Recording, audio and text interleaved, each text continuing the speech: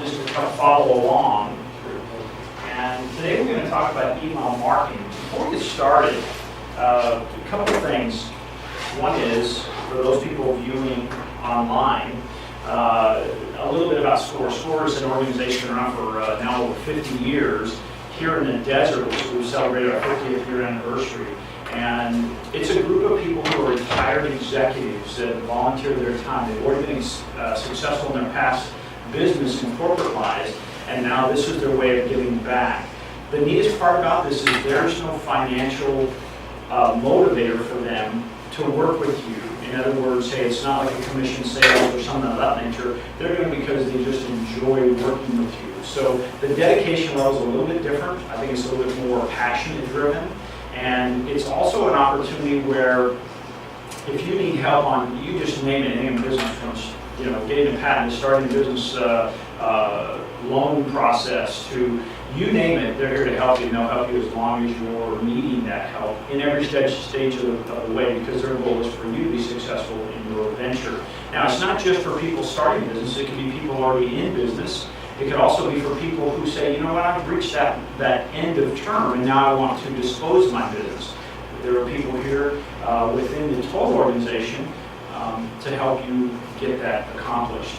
The folks here, there's about 42 people, let's call them 40 people here at the Coachella Valley office. If for some reason you come in for a meeting and a counseling session, you need someone besides whoever they have. There's a group across the country of over 13,000 people, and the beauty about technology today is allowing you to reach out to those people and actually have a one-on-one conversation with them, either by phone or by internet. So that's SCORE here at 43100 Cook Street in Palm Desert. Please just make it a moment, come down and see them. So I want to thank everybody for being here this morning, online and also in person. I want to say hi to Larry Goldberg. I bet he's out there watching back on the East Coast. Larry was one of our presenters. He started out as somebody who participated in coming to the class and became a presenter on mobile marketing. So good morning, Larry. Today we're going to talk about email marketing. And I think that email marketing has almost become one of those red-headed stepsisters when it comes to communicating with your database. It's all about social, content marketing, inbound marketing, all this kind of stuff. But at the end of the day, when statistically we look at where the biggest bang for your buck is, it's really in your list. It's really in your email marketing. So I want to talk today specifically about list segmentation. We're not going to talk a lot about building your list today. We're going to talk about once you have people, and you may, if you don't have a list, this is beautiful because you can start segmenting right from the get-go and not have to go back and clean anything up. So I heard something 2 days ago, and I thought this was interesting. We all, as business owners and entrepreneurs, I think we judge ourselves pretty tough to move ahead, yes, with your business, okay? And sometimes we forget to pat ourselves on the back for accomplishment. And so today, the way the whole presentation is designed to be a very small hill that will make a massive impact, and I mean massive, I'm not overstating that, on the effectiveness of using email marketing. So I want to get right into this. Everybody understand what list segmentation means?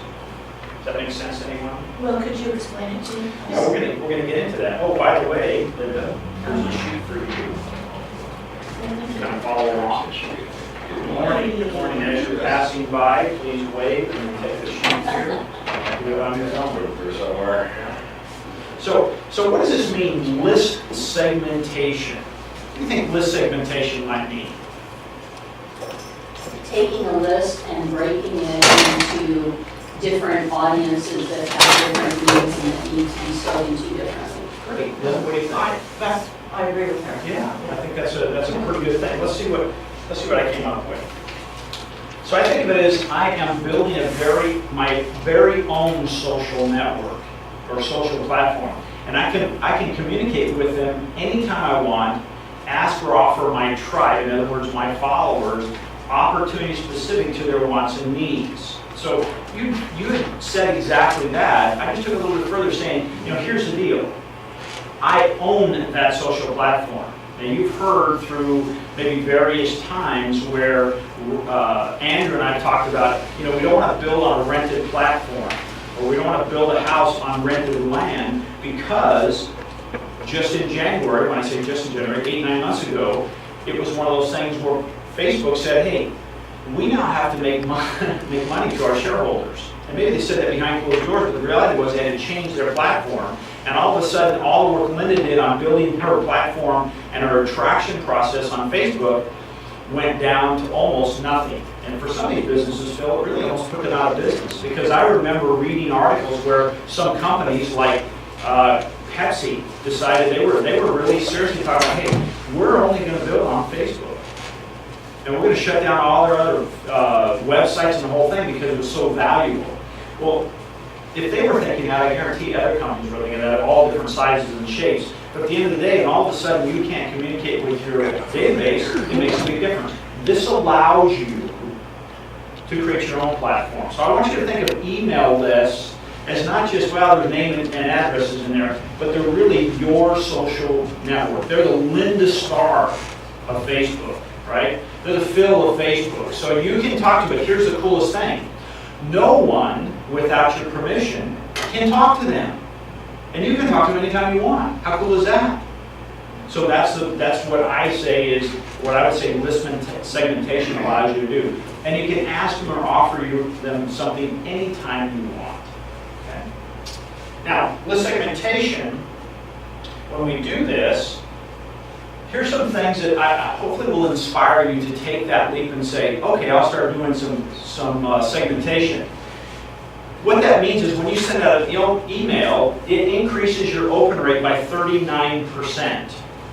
Okay? So it's like a 40% bump. Imagine if you started investing with me and I said, well, my average client gets over the average 40% higher than the average person who invests with someone else. Would you be interested? Of course. Get your attention, right? Because if you're getting a 10% return, I say, hey, you get a 50% return on your money. Sign me up, right? Right. Okay? It lowers the opt-outs by 28%. I mean, that's big because all of a sudden, if you send something out, now the chance of people say, I'm so tired of hearing from Phil, I'm going to opt out. It lowers that by 28% because you're now segmenting the information that we're going to send to our audience. Here's my favorite part. Well, it's not my favorite, but it kind of is. Increases revenue by 24%. Now, Phil, you've been in the industry for a long time. How cool would that be if I came and said, Phil, I have an idea, you're my boss. I have an idea, and it will raise our revenues by 24%. Are we interested? Are we all in? Totally in. Yeah, because typically year over year, we want to see somewhere between a 5 and 7% growth rate, right? Or it'd be stretching to say 10%, especially like when I was at La Quinta Resort in PJ West, my budget just on one segment was $11 million. Well, if you get a 10% on there, that's a big bump. That's a lot of stuff. But wow, I'd probably own the place if I could get it to 24% increase in 1 year. Okay. Customer retention. This is something I think from a standpoint of a social media standpoint. People come and go out of that. But this is the biggest thing that I think we tend to leave on the side because we're so busy acquiring new people. Forget, hey, what about people staying there? I mean, everybody said, is it cheaper to get new clients or keep the ones you have? Keep the ones you have. Actually, that's one of my biggest pet peeves is just internet companies, cable companies, they always are pushing for the new customer. They, giving these introduction deals, $19.95 a month for the first year or, whatever. And then what happens after that first year? I had AT&T wireless, and so it was $19.95 every month for the first, and then all of a sudden after the year was up, without any notice, anything else, boom, it got bumped up to $35 a month. I called them up, I said, hey, what's up? I said, oh, well, that was just a 1 year introductory rate. I said, well, you know what? Everybody and their brother out there has 1 year introductory rates. Why don't you just keep giving it to me at that same rate? Otherwise, I'm going shopping somewhere else. And, oh, no, don't do that. And next thing you know, they're bending over backwards to keep. Yeah. And I can't understand why companies don't concentrate more on customer retention and they focus more on new customers. New customers always driven. Because it has to do with being grateful for what you already have. Right, yeah. It is. Where's that customer appreciation? And here's the coolest thing about this. Everyone, I don't care who you are, if you're Facebook and you have 1 billion people in your group, there should be a portion of every day that should be to gain new clients. But there should also be a huge portion of your day to retain those clients. What happens is that line gets blurred, and all of a sudden, because we don't segment or they don't segment, it turns people off. It upsets you as a client. Right, yeah. Stay with me, because you're going to see how this is going to change that. All of a sudden, you're not seeing the messages that are doing anything other than inspiring you to stay as a client or remain as a client. Okay? So, a big thing. So those are 4, but you can see there's a lot of things on there, and they're all really good. I mean, word of mouth. We all know that word of mouth advertising is probably 70% of our effectiveness. Well, this increases that if you segment that information, because everybody's heard that birds of a feather what? Flock together. Absolutely. So if I see something, let's say I send something to you and it's specifically about something you like, know, and trust, and it's retaining you. The chances of you sharing that with your tribe or people that you know are really high, because what are most people like? You. Right. Right? Yes. So if you like it, do you think they'll like it? Of course it will. Yeah. Do you ever get something, let's say Phil sends us all an email, and let's say, for instance, Linda is offended by it. You're okay with it, you thought it was fun, but you thought it was awesome. Okay? Now, you share it because you know who you can share it with. You're going through your list, and think about this. Whenever you go to share something, do you sometimes get selective? Or do you say, I'm going to send it all my email, my personal email list? What do you do? No, you kind of segment it, don't you? But that's what you do. So when you segment it, you're sending people that would probably enjoy the same level as you would. So it increases all these things. The big thing is that open rate is 40% more are going to open, 39% more are going to open than Linda. Linda's not going to send it out because it offended her. See? So I'm going to show you a little example of that. This is reality. If you notice, it has my name at the top. It's from Staples. Now, Staples is a little player or a big player. Yeah, and I'm not here to bash Staples. I'm here to say this is tough. This is tough stuff. Major things. Now, you may not know this, but I don't have any children. So how important it is for me for back to school specials? It's not. So I get these emails, weekly ad, deals with those 25 cents, but it's all about back to school. Now, I'm this close to opting out because I get so much of this type of information that all of a sudden, hey, I signed up once and I get everything. Anybody have that happen? You're like, All the time. yeah. You know, it's like they sent me a deal on diapers. I'm like, I don't have any kids, right? I don't have any kids. You know, or something of that nature. So most major companies aren't doing it. But 32% intend on dedicating more time and more money. Now, this is according to HubSpot. They're probably the largest collector of that information in the world. And 32% say they need to improve. Big players, Staples. Do you think they need to improve? Yes. I get this stuff all the time. So when I see that, do you think I spend any time with that, or I just hit the delete button, Phil? I'm deleting. Yeah, I'm going right to delete because it has nothing to do with me. Does that make sense? Yes. Can I ask a very, maybe get to this, or maybe not, it's very basic. Is there a way to get that information about emails, or do you have to collect that from your subscribers? Like, do you have children? Check here. You know, do you have to get that demographic data, or can you connect it to, you know, somebody who's pulling that Yeah. for emails? Yeah, let's play this for a little bit. And now we're going to talk about this in depth today so that you say, okay, I like this segmentation. What the heck is it? How do I do it? But let's imagine you two meet.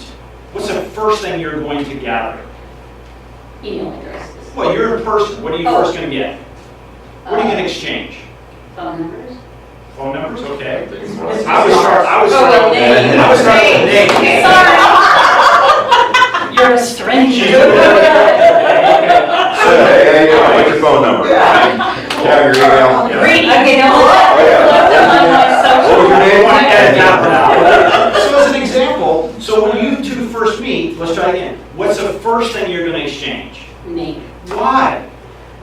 so that you can communicate personally. Yeah. Now what's the next thing you might talk about? Would you go right for the juggler and say, I need your phone number and can you go out next Thursday? I'd say, what do you do for a living? There you Yeah, go. there you Okay, then what?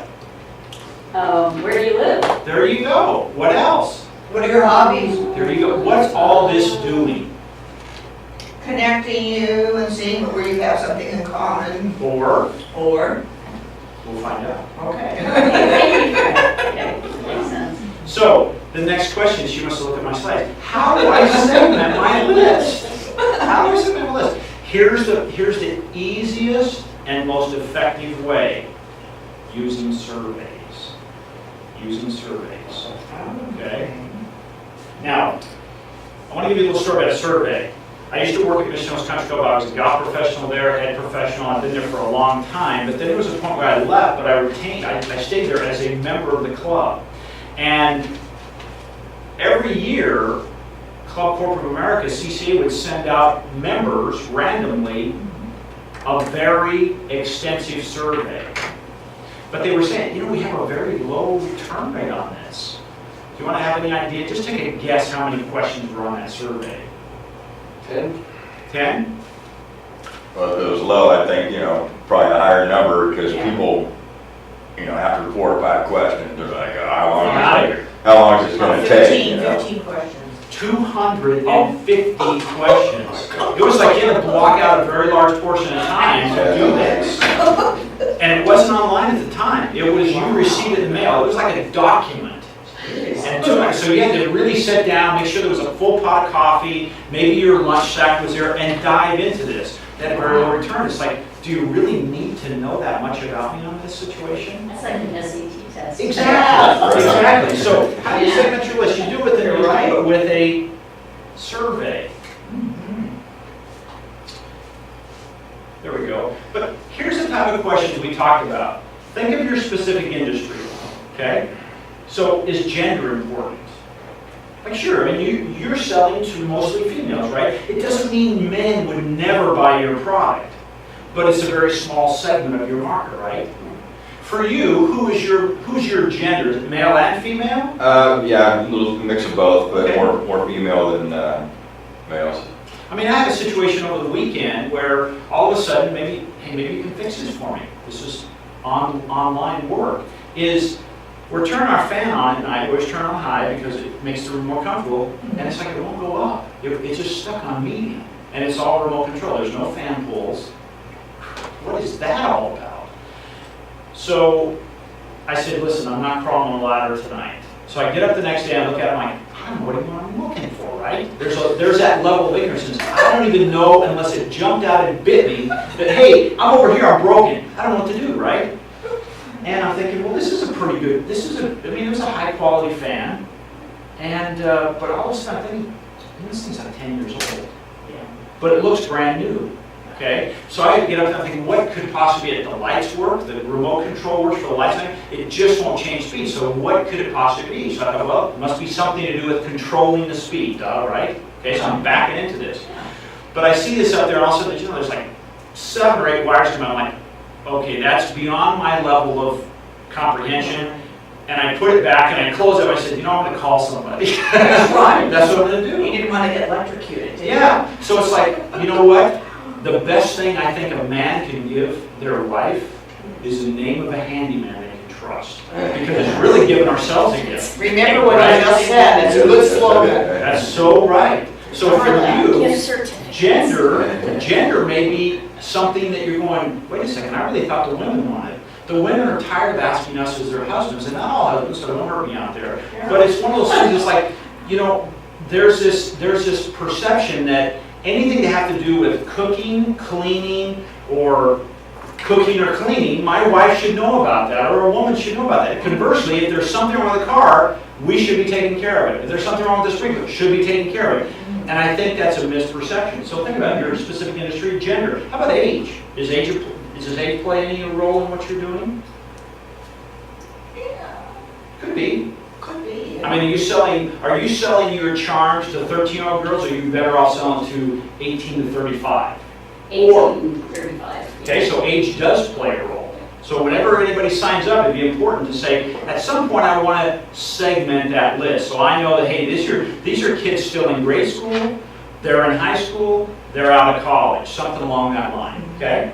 The frequency, how often do I need, someone to come out and do some things around the house as a handyman? I don't know. Depends on what day I wake up. Sometimes everything looks good. The next day I'm going, oh my gosh, I need all this. So it's important to stay in touch with them. Their buying habits. Like how often would somebody buy your charms? Once they become part of your tribe, how often would they buy a charm? Hopefully often, Well, once a month, adding. Well, what about, it's like birthdays, special occasions, all these kind of things, you have to trigger that, right? And if you trigger it, if you know that their buying habits and the frequency all tie back to their gender, see, you wouldn't send me stuff that has something to do with the female frequency and buying habits, or it'd be just as bad as staples. Now, I don't know what that would be off the top of my head, but it would be something like, go to the women's business show. You'd say that, and we're selling charms there. That has nothing to do with me. You just turned me off. Does that make sense? Yeah. Okay. And it could be with their travel industry. Hey, when do they travel? Average length of their trip. So if I'm, as an example, hey, if you know I only travel within the Coachella Valley, why would you send something to me about going to Mexico? You've turned me off. But if you are introducing to me favorite restaurants, the best place to buy a taco in the Coachella Valley, I'm looking at that, right? Maybe I'm a taco fanatic. All right? Does that make sense? So the type of questions you ask. So let's talk about the elements of the survey. And I've got a little draft over here, and I just got this online, but these are some great things. First of all, create questions that will help you identify subgroups within your list, and we kind of did that, right? What kind of questions would define a sublist in your group? Use multiple choice or rate items on a scale questions. Now, I'm going to stop there for just a second because here's what happens sometimes. Let's say you have a list of 5 people, okay?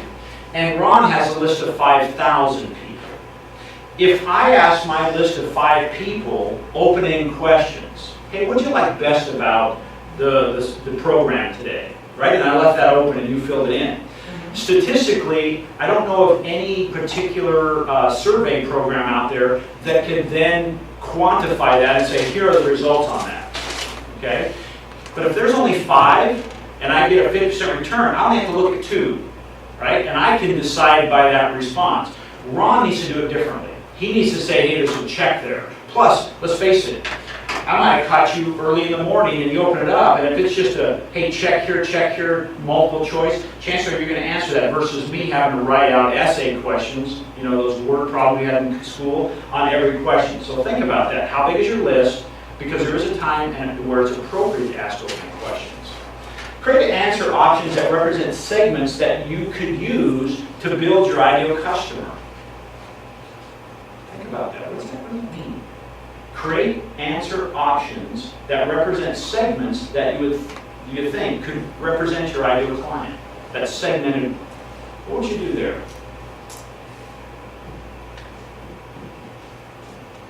I'll give you an example.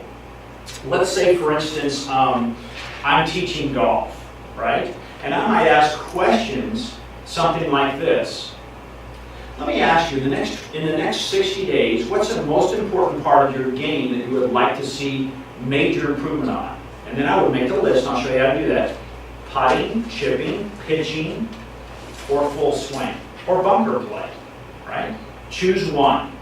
Well, they choose bunker play. Somebody else chooses putting. That immediately segments my list. Now, if you say putting and you say chipping, guess what information you're going to get? Did you get anything about putting? No. No, it's chipping. You're going, how does this guy know this? It's specifically about my chipping, on how to now hit the ball and control your distance. Get more one putts by being better off the green. Conversely, is you're about putting and you're saying, hey, do you ever 3-putt? Oh, geez, I 3-putt all the time. I'm so tired of that. Geez, I do all this good. I get on the green regulation. I make bogeys or doubles. So I show you a simple little video, a tactic to reduce your shots by an average of 1 shot per hole if you did this one thing. That would interest you if you chose putting. Does that make sense? So when you make that choice, think, where do I want to segment these people? Don't get it too scattered. Okay? Does that make more sense? Segmentation should be a relationship building process. We talked about that a little bit. What would you ask a person you just met beyond their name? We talked about that. What would be one of those questions? Just beyond, hey, we met at a mixer and at one of the chambers, I've introduced myself, you're Linda Starr, what's the next thing you'd ask? Well, sometimes I ask how long are you a member, number one, and how long have you been a member? Great. Not offensive. I'm not offended by that. Hey, those are good questions. You know, let's just roll a minute. Linda, thanks for asking. You know what? I am a member, but I'm a brand new member. I just opened up and see all of a sudden it starts a conversation, right? And if you're listening, that should be clues in the next thing to answer. To say, yeah, I have a business I just opened up over here on 3rd Main, and I'm really excited about that. My goal is, you know, I met Ron. Ron said, yes, I come, and I've met a lot of nice people here. How about yourself? How long have you been in the chamber?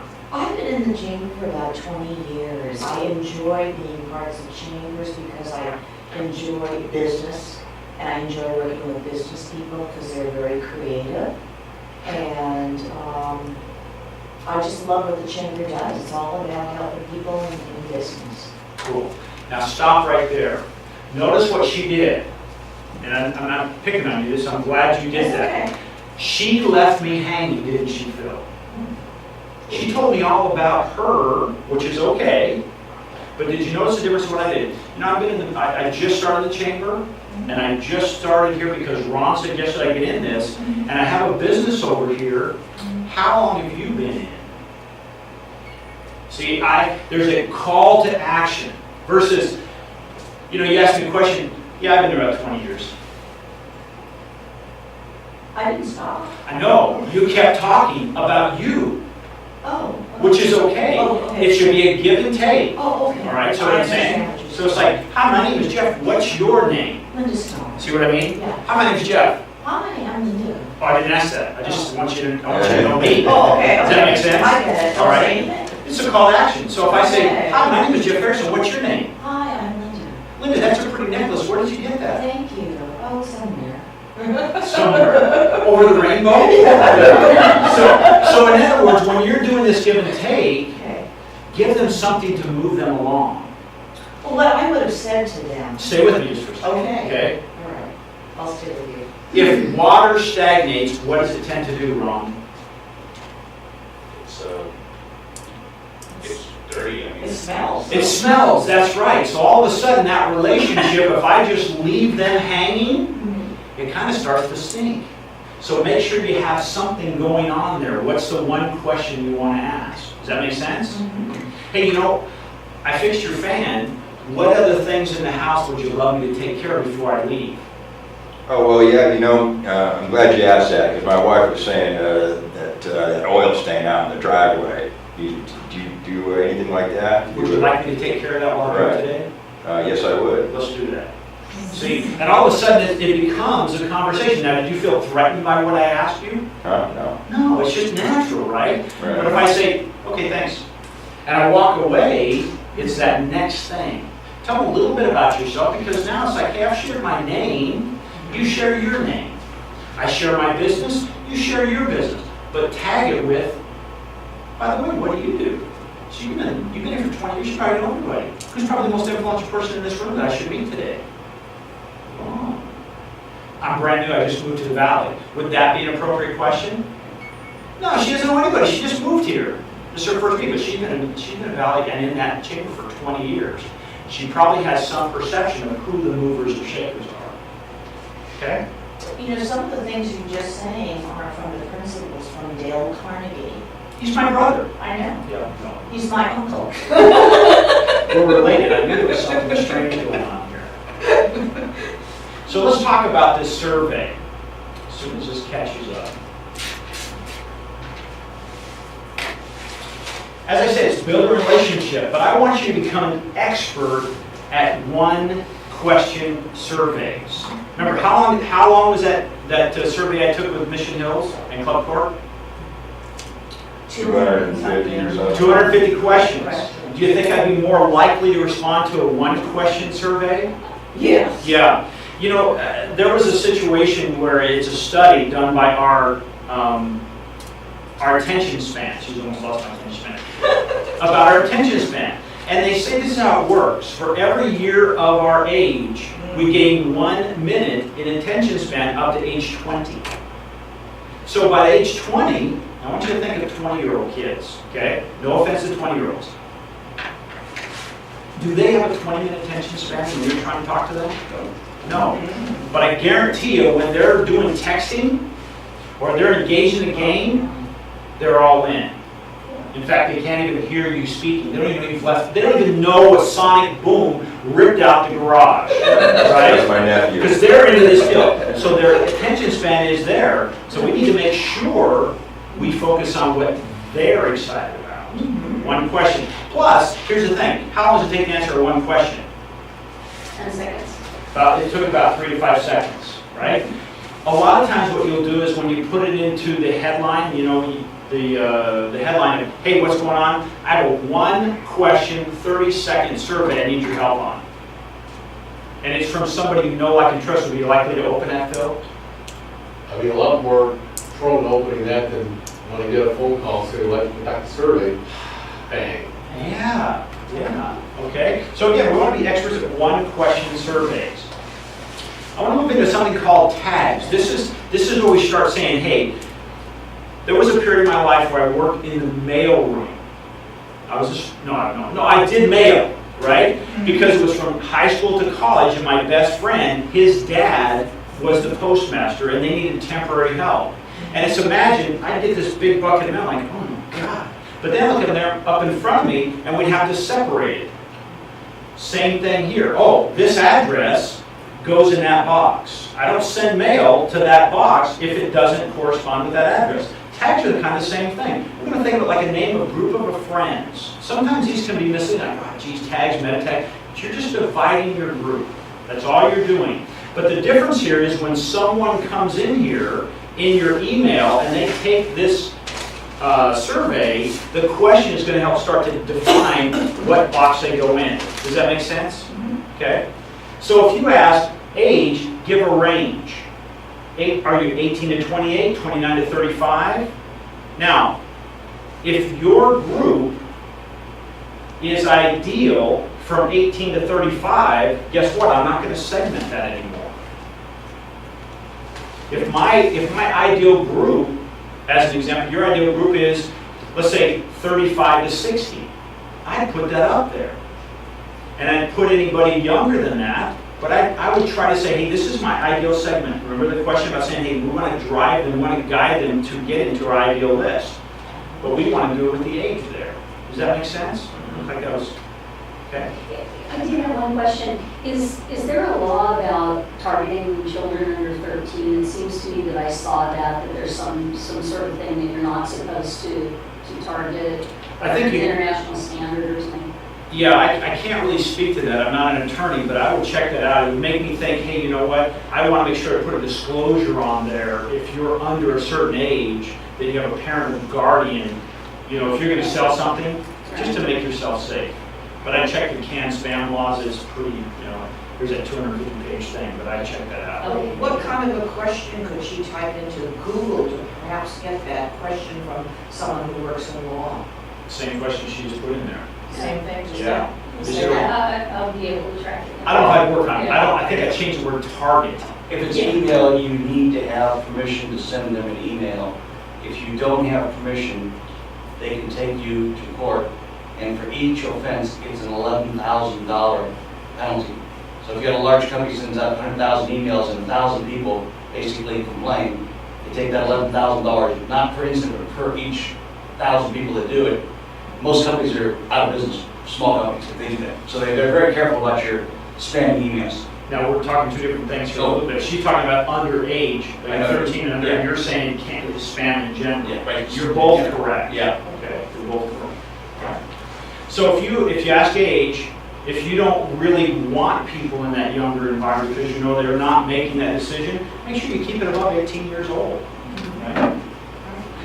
Then, now, does it mean you can't communicate with them? Maybe, maybe not. Maybe you say 13 to 17, and it's a totally different message you send those people, right? Like the first one, do you have permission to receive emails of this kind? You know, it may be something along that line. That may be the question. Then you want to tag when they answer. It separates or segments into a group, right? As an example, you might send out a question, in the last 12 months, how many times did you wish you had the name and number of a reputable handyman. 1, 2, 3, more than 4, right? Jeez, I wish they put down 100. Click that, right? And all of a sudden, what does it tell you? These people really need my help. They're repeat customers. Right. Never. Well, probably not the ideal situation to live in a condo that's brand spanking new and it's all covered under warranty or whatever. So that might help you with that, segmenting that list. It also, and this I think is the most important part, man, it's appropriate, it helps you make appropriate content and keep it in context, right? Because if I come to Linda and I start talking to her about surgery on small insects with microscopic tools, is that, play along with me in case it is, that it has no interest for you. And all of a sudden, you've seen this, you start talking something else, and somebody going, oh, hey, Joan, wait a minute, I thought you were talking. No interest. The same thing happens online, Dan. You saw that thing with Staples. I turn them off. You've done it all the time. Can you think of a time where that's happened? Absolutely. Yeah. We have to be aware. That's why when I say, when we're talking, engage. Ask them questions. Engaging is not me just telling you all about myself. Engaging is, I told you a little bit about myself, earning the right to ask a little bit more about you. Like Phil is an example. I've seen you here now 3 or 4 weeks. What exactly did you do in your past career? I own retail stores. Cool. What kind of retail stores did you own? They were specialist stores in basically home entertainment. So like stereos and speakers and things like that?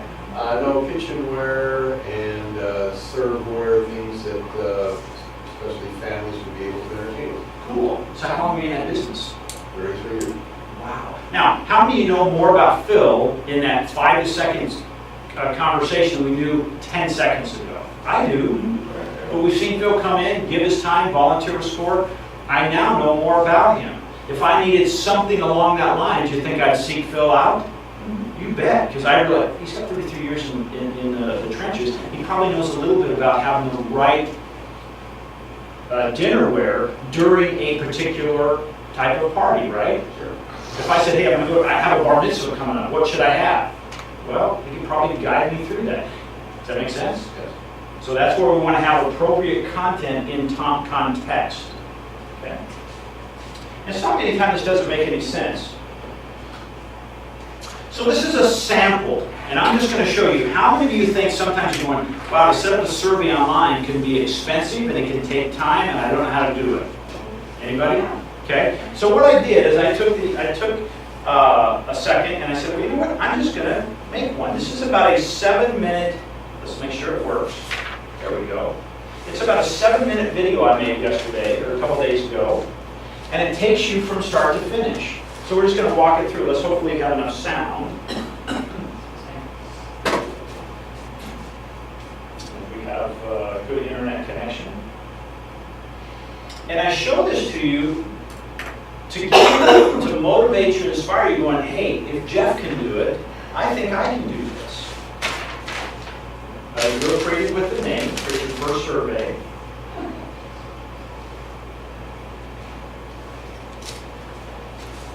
And we're all dependent on the, here we go.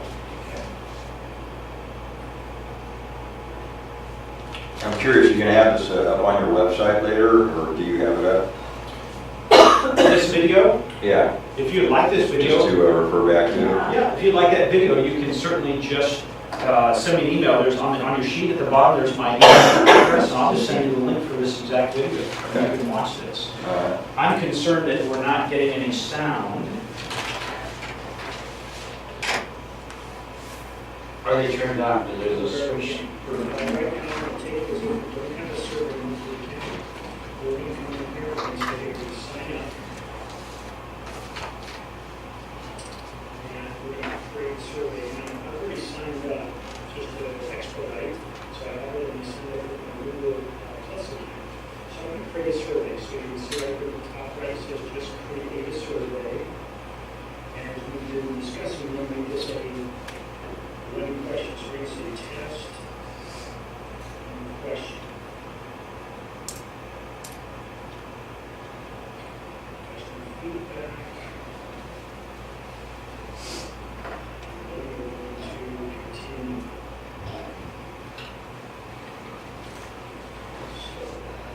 this is a test one question, we can choose here different kind of colors, and what are we going to do, you can say, I'll change the color.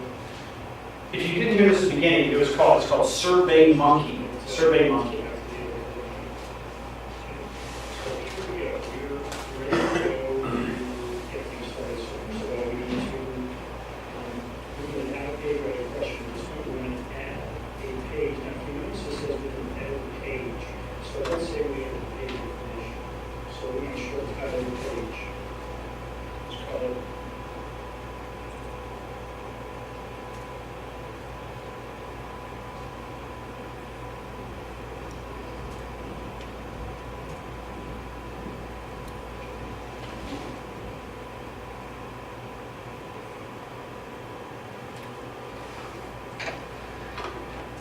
I can do 160 characters a minute. They're not all words, but they are characters. So, yeah, well, criteria, I can do 1,000. We're going to have a question. So, we're going to have a question.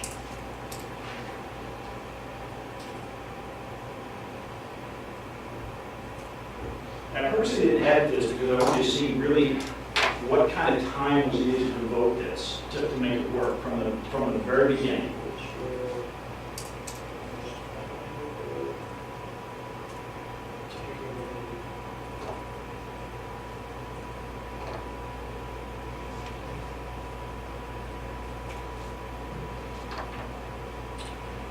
We're going to choose a type of question, so we're going to put it here, multiple choice and one answer.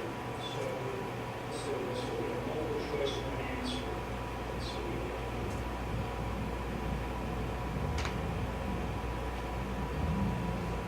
Okay, so we're going to use this here, carries choice as a separate line. We're going to say coffee, donuts. It's currently that gives. Let's see, where's it,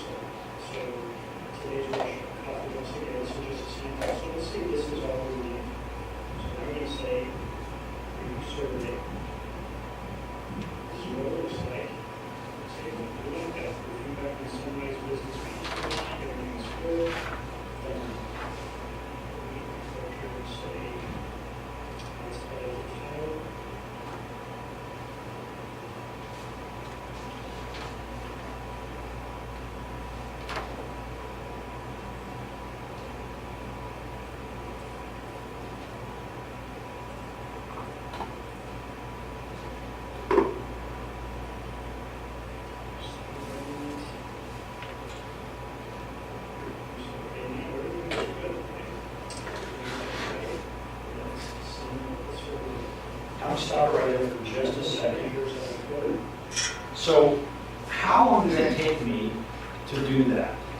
Like no time at all, right? Not very long. This was free. So if the resistance is, I can't afford to do that. Sorry, free. Really? It took roughly 4 minutes for me to do that. Can you carve out 4 minutes to segment your list and not be, clicked off like I'm going to click off Staples because they're sending me inappropriate information? Even though it's valuable to someone, it's just not valuable to me. Yes, sir. Well, I was just curious, so where does it go from there? How do you get it out there? Does it go to your website, or, does it just go out into the ether and whoever responds and it goes to your email? Great questions. I can't help you with any of that. I can see this little code up here where it says web link? Okay, I just want to show you how quickly, or kind of stop there and say, hey, it only took about 4 minutes to do that. Now what happens, right? Because that was always me, it's like, hey, when I first started video, okay, I have this video, now what happens? Where do I put it? How do I get it out there? Landing pages do the same thing. Ooh, somebody said, well, Linda, you need a landing page. Great, what the heck does that mean? And when I have a bill, where do I put it? So somebody will, do they just throw it out on the street, somebody stumbles on it? No, there's a way to do this. Okay, so I grab that code, just keep going.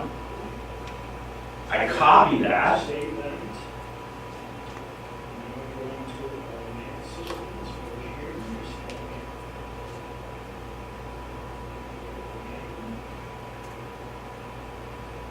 And just for this particular purpose, we're going to send this 27.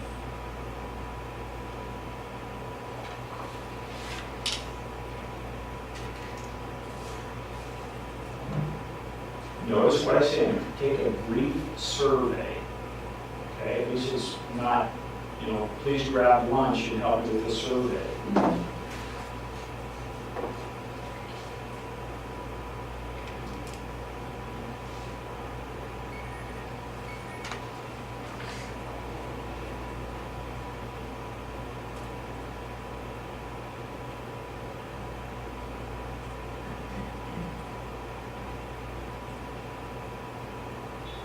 Again, reinforcing it's one question. Sure, you got time for one question, right? Yes. Okay. Now, here's how you use that link.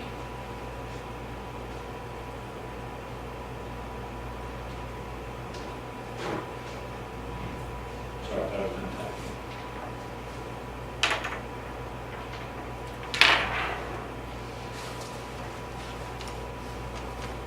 Also, in this, notice what I said. It's to help us be better for you. What's in it for you for taking this? It's making sure people like Amy and Andrew and I are better at it. So give them a reason.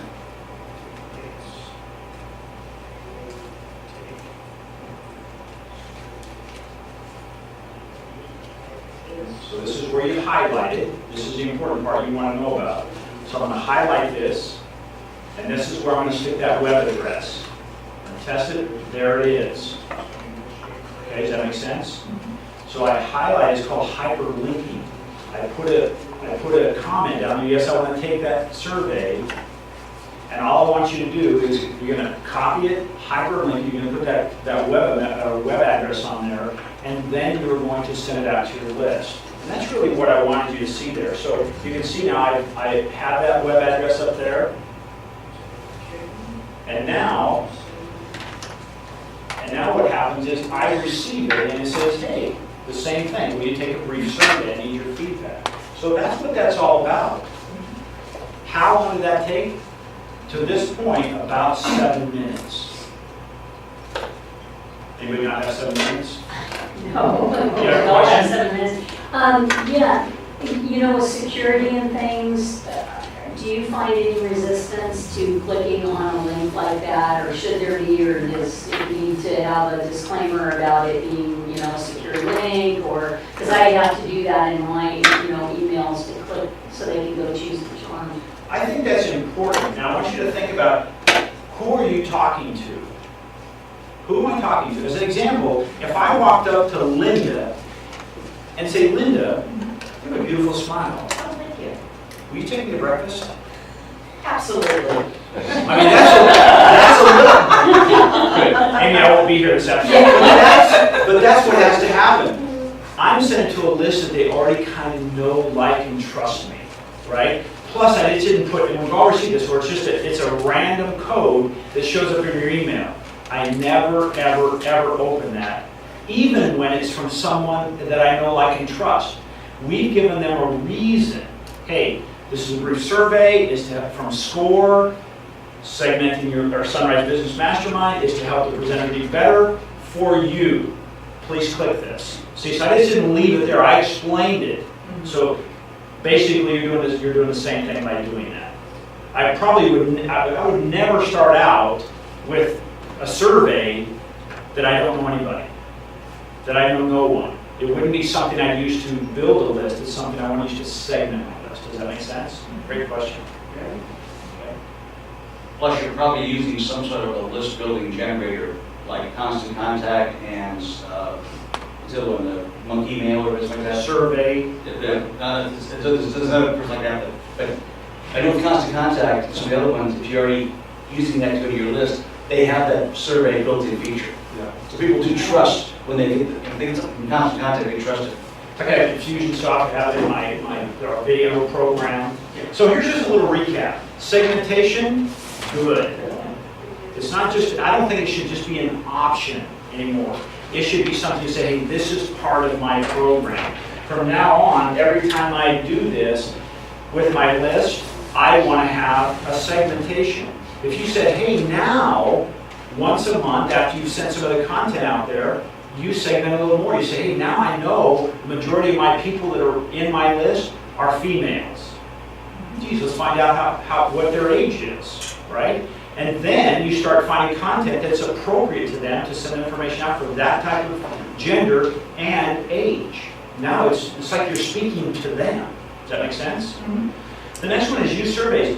One question with ranges. The ranges is where I said, hey, did you like coffee? Did you like donuts? What was it? And let me get your answers back. Every one of those I segment into a list going into my database. Okay? Open-ended questions, we talked about, it has a place. But on a survey with a larger list, it won't give you analytical feedback on that. It's only on those questions where they can say yes or no, maybe sometimes 3 out of 10, whatever it is, okay? As I said, it keeps your content in context. When you're talking to a 17-year-old or a 20-year-old or a 50-year-old, and they have that certain situation that you can help them with, it makes sense. They want to hear from you. It's like you're speaking to them personally. And as we said, it increases, makes better responses and better revenues. I don't think there's any reason out there why you shouldn't segment the list. If you can, I challenge you to bring that up, because I can't imagine any reason why not. It increases revenue, retention, open rates, all the way through, word of mouth, everything will be better.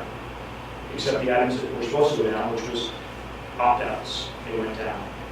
Does this make sense? Will you use it? That's my survey question. Yes or no? Yes.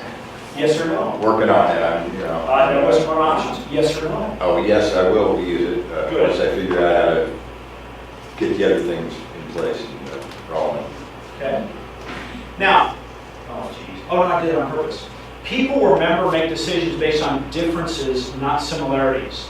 Will you be different and stand out because you segment your database, or just be average and complain email marketing does not work? You'll be different, Absolutely. and you will stand out. Now, here's one statistic, how important email marketing is. The return on investment. Does anybody have any idea what the return on investment when you use email marketing? 4,300%. 4,300%. So if you took that 4,300% and you increased it by another 40%, that's a lot, isn't it? You think you'd be pretty good at being a rock star on email? Why would you hang out on Facebook? Only to drive people to your list so you can segment them and you own them. And I don't mean that in a negative way. You own the right to speak to them. You don't have to ask Facebook, you don't have to ask Twitter, you don't have to ask whoever. You can talk to them whenever. But if you don't segment your list, you'll talk to them once or twice and then they'll say no. It's just like if you had a child, every time they called after they got out of the house, every time they called, they asked for money or there was a problem, I'll let that go to voicemail. And that might have been one time where they're saying, hey, I just want a wire, I want to make sure I can deposit in your account. That's not what we want to have happen. We want to talk to them only when it's relevant to them. Okay? Do you think this will help? Cool. Questions, comments, concerns? Well, I have one comment. Yes. I think your one question survey is a great idea because it will deal with people like me who hang up, delete, shut down, turn off anybody who tells me that they're taking a survey. Thank you. Good. Good. Any comments? I just thought it was an excellent presentation. I love your PowerPoint and all the information you shared with us today. Cool. Very cool. I don't have a list yet, so this is really giving me a great structure to look at how, right from the get-go, I'm going to be able to segment as I go along, and so I'm finding this really helpful. Because obviously a list is top of my list. Absolutely. Well, I don't even have a website yet, I'm still working on that, but I can see the relevance of the one question survey. I like that idea because also like this gentleman here, anytime, do you have a couple minutes to take a survey? Well, a couple of minutes turns into 20 minutes, 60 minutes, and it's like, how many questions are there? How long is this going to last? And then next thing you know, you're like, I'm out of here, I just, Plus, I think the loss of privacy thing is huge, like you were talking about. It's huge to me. The moment I do hear this word survey.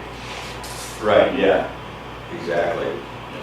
I'll also comment on constant contact in your survey. So if you give a survey and you ask a question, do you want to be in our mailing list, yes or no?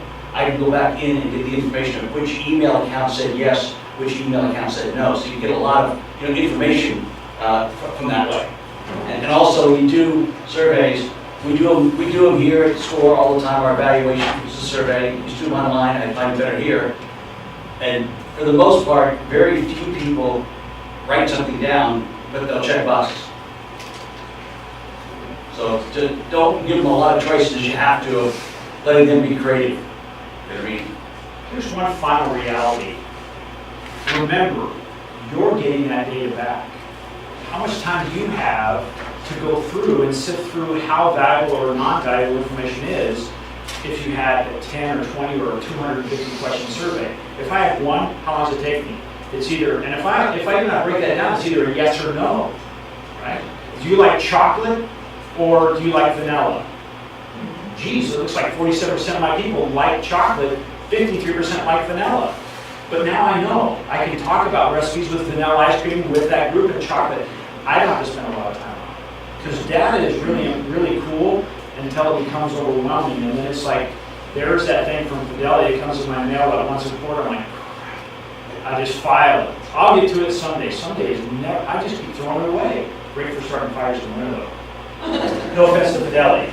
Thank you guys all for coming. Next week, Andrew will be back. If you notice, Andrew didn't make it today. Today is his first day of his child's school. So we say, hey, you go have fun and make sure they get to school safely. Thank you guys so much for coming. Thank you, Sora, for having us, and we'll see you next week.